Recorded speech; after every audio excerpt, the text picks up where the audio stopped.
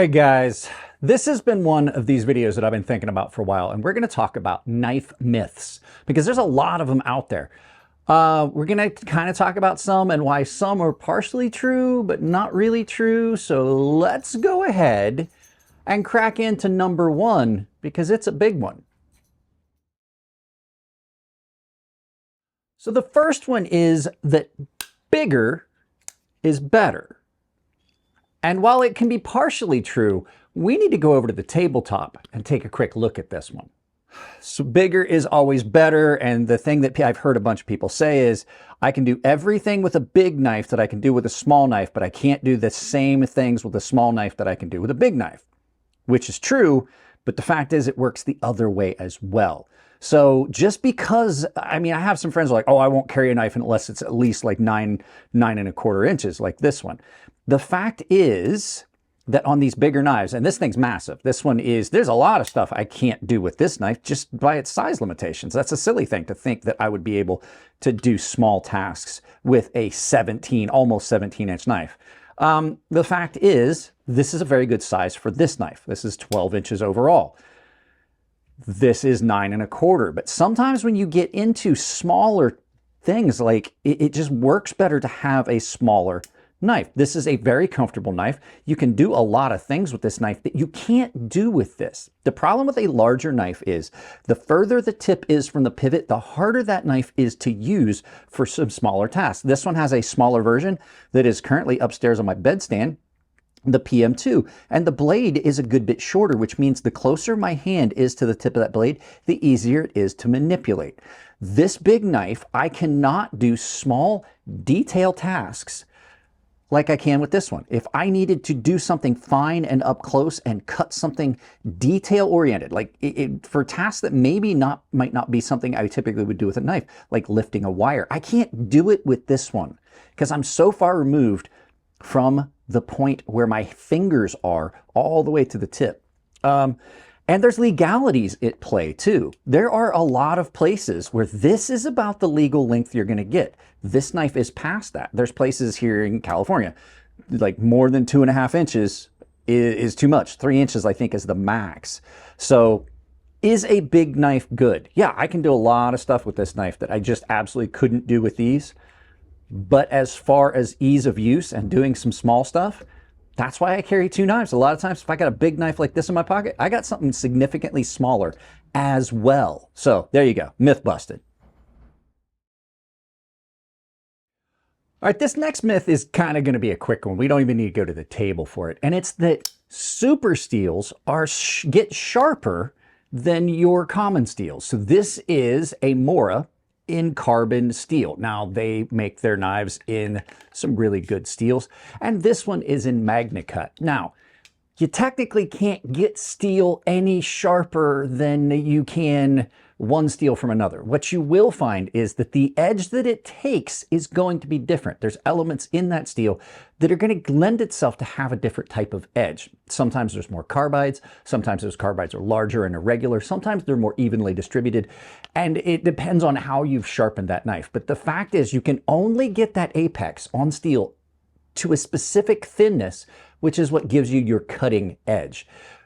Do they perform differently? Yes. You will find a different edge benefit from a steel that might suit your purposes better. Some steels hold their edge longer, like I said, and due to this constituent elements in that steel, you may get carbides that make it feel more aggressive for what you are doing. Most of it comes down to how you sharpen the knife, not the type of steel that's in it. Some people prefer a super fine grain structure. They're really good for a lot of things. What I will say is the edge retention capability and edge holding capability of a steel is going to definitely be determined by what the recipe that is made in it. MagnaCut holds an edge incredibly well. So does this carbon steel. Some steels do not, such as 80 CRV2, which has a lot of impact resistance, but not a lot of edge retention. So your knife feels as though it's not as sharp because it doesn't cut as well as long. But no, you cannot make super steel any sharper unless you've got a poor heat treat on a very cheap steel. So there you go, guys. That's that one. All right, guys, so the next myth is that folding knives are weak and you've got to have a fixed blade if you want a strong, robust knife. And while that is partially true, it's not 100% true with some of the new lock mechanisms. So let's turn this around and go over to the table and take a look at what I'm talking about. This next one I don't find to be true at all. And it's that that folding knives are weak. You've got to have a fixed blade. Now, I will admit 100%. A fixed blade is a stronger knife, especially a full tang like this TKL here. They are going to be stronger. They are going to be more robust. There are things you can do with this that would cause most folding knives to fail. But the fact is, some of the newer knives that are on the market are incredibly strong. This knife has a triad lock, as does this one. This is one of the strongest locks you will ever come across. This is, I should say it, this is the strongest lock you will ever find on a folding knife. When you open this knife, it is akin to a fixed blade. This additional pin in here makes this lock almost indestructible. They've done hanging weight tests. They've done all kinds of destructive tests. You can do things with this folding knife that you can't do with any other folding knife. And I would hazard to say it can be as strong as some of the fixed blades I own. And it just gives you a good folding package. Another lock that is almost indestructible is the compression lock. It's an incredibly strong lock. And yes, I did go upstairs and get this in between filming the last segment at the table and now. But the way this is constructed, you would have to physically break the lock bar, that pin, or a piece of the blade off to defeat this lock. It's incredible how much stronger knife locks are now. And a lot of it too has to do with knife makers paying attention to the lock geometry on things like slip joints, button locks, or not slip joints, I'm sorry, frame locks, button locks, and liner locks. So it has a lot to do with the geometry that they're using where those lockups are. This button lock, I would trust this to never fail on me. And the fact is, if you're using the knife properly, it's not going to fail on you. That lock's really not going to matter as long as you're using the knife properly. Unless you're going to be doing something where you would need that additional strength of a fixed blade, it's really not, it's not going to matter. So there you go. On to the next myth.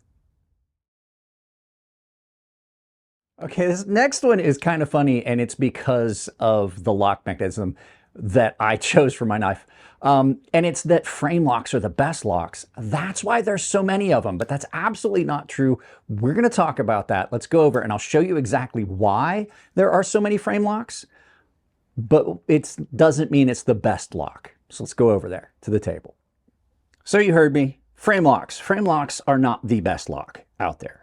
The reason that you see, and the thing is, there are so many incredibly good locks. This is the ram lock on this Microtech. It is a crossbar lock. You've got the compression lock, which we saw a little bit ago, which is an incredibly good lock. And the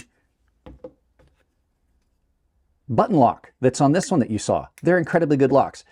The frame lock has been around for a long time because it is a robust and strong lock. When you open it up, the lock bar kicks over, and when you've got it in your hand, you are actually adding to the strength of that lock. But there are issues with this itself. You do have to remove material here, which causes a weak point. This radius can allow itself to slip. You can get things like lock stick, and these will deform over time a lot faster than some of these other locks will. The reason you see so many of these is it's a very convenient design because you only have two pieces. It's integral. The lock is integral to that scale. So what happens is you just simply cut this material off here and here, and you just cut a line on it, and then you just remove some material here, and you bend it over, and you apply a spring tension to this. And so therefore, there's a lot less machining. There's a lot less work and cost that's involved in this. When you look at these other locks, this lock has got one, this plunger, the spring, that's two, this part, that's three, that goes across. So you basically have three pieces you have to machine. This one, you have to machine this post, and then you have to input it in, and you got a spring. So there's two pieces on this.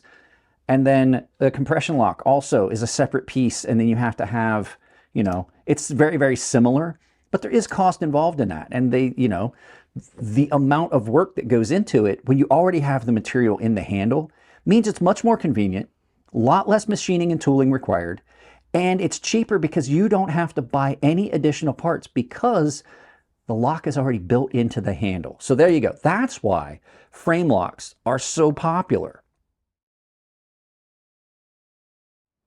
All right, and now this last one is going to be funny because there's two things at play with it, and it's that the folded pattern welded steel that people commonly call Damascus is better because of the folding process, and it's a better steel. And that one is 100% false. There is no back and forth on that one. So let's turn this around and I'll explain why, even though I don't have an actual folded pattern welded Damascus blade. So let's head over there and I'll tell you why that's wrong. So as I said at the on the other side there, I don't have an actual forge welded or pattern welded steel. This is powdered metallurgy, which is much more akin to true Damascus. So true Damascus was a Wootz steel that was poured out into billet style, and you wound up with uneven distribution of steels back in the day, and it was made in the Damascus region. And it was the super steel of the time. Today what happens is people put layers upon layers of dissimilar metals with different properties, and then they forge weld them together at temperature. And so what happens is those layers get folded over on each other and give you this pattern look like what you see on this. Now this is powdered metallurgy. This is much more akin to true Damascus than what you're seeing in like an Alabama or a pattern welded Damascus.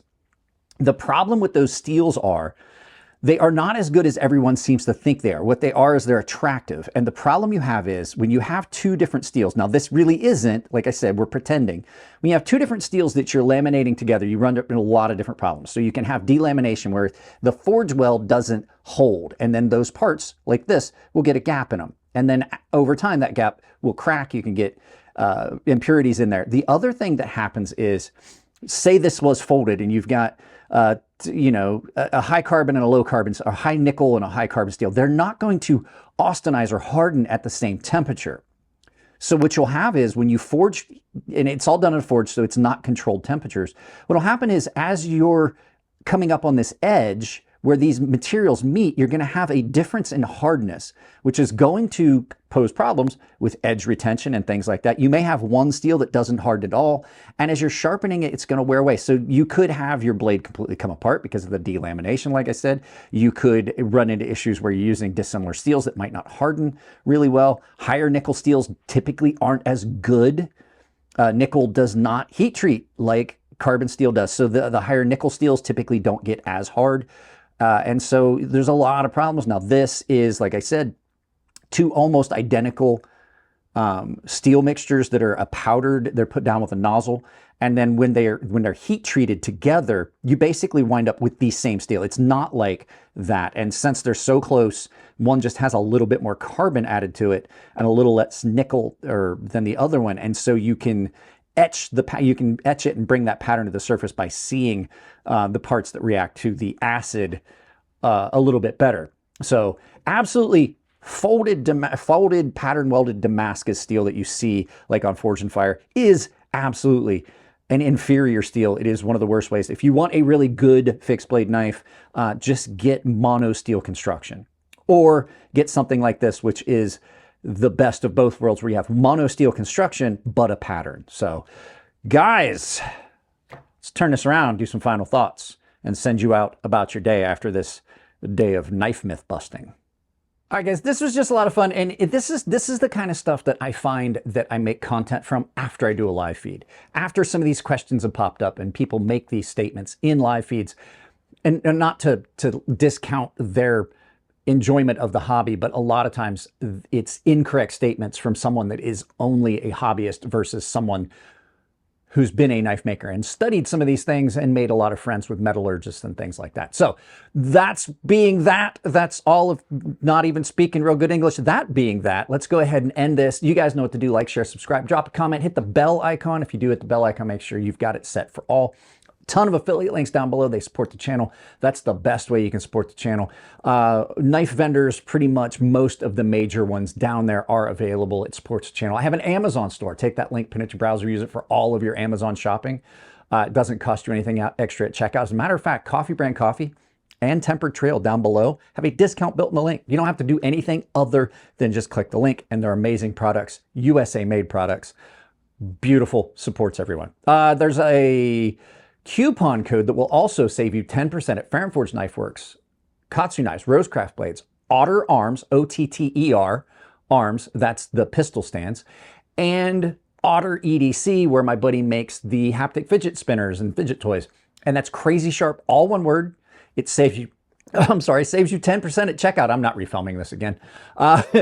There's a membership down below where you can support the channel that way. I'm going to add my Cash app if you want to support the channel that way and not give YouTube any of your money. And I have a public Discord down below where you can go in, and if you've got questions about anything you saw, or if you want to get a knife on the channel, we can figure it out that way in the DM section. Guys, that's it. I love you all. Keep it clean in the comment section. If it's your birthday, happy birthday, and I'll see you in the next video.